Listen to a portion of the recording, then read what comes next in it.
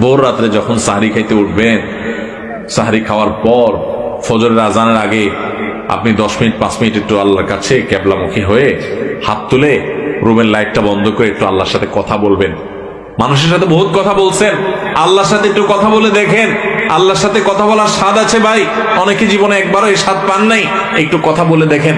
ভোর রাতে সাহরি খেতে উঠলে 10টা মিনিট একটু হাত তুলে কথা বলেন। কিভাবে কথা বলবেন?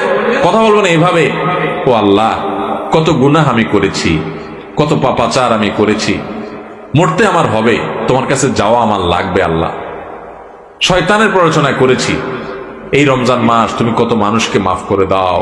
নবী করিম সাল্লাল্লাহু আলাইহি ওয়াসাল্লাম বলেছেন, ওয়ালিল্লাহি উতাকাউ মিনান নার ওয়া যালিকা ফি কুল্লি লাইলা। রমজানের প্রত্যেক রাতে আল্লাহ তাআলা অনেক মানুষকে সাধারণ ক্ষমা ঘোষণা করে দেন, যে যাও অমুক অমুক অমুক অমুক, যাও তোমাদেরকে মাফ করে দেওয়া হলো, জাহান্নাম থেকে মুক্ত ঘোষণা করে দেওয়া হলো। আল্লাহ কত মানুষকে আপনি সাধারণ ক্ষমা করে দিবেন। আল্লাহ আপনার সাধারণ ক্ষমা পাওয়ার জন্য কোনো যোগ্যতার দরকার হয় না, আপনি চাইলে যাকে তাকে মাফ করে দিতে পারেন। দুনিয়ার প্রেসিডেন্ট প্রধানমন্ত্রী চাইলে একটা দেশের যাকে তাকে যা খুশি তা দিয়ে দিতে পারে। তাদের যদি ক্ষমতা, তারা তো মানুষ। আল্লাহ আপনি তো মহান সৃষ্টিকর্তা, আপনি তো চাইলে আমার সব অপরাধগুলো মাফ করে আমাকে ফেরেশতা বানায় ফেলতে পারেন, পারেন না আল্লাহ? তো আল্লাহ আপনি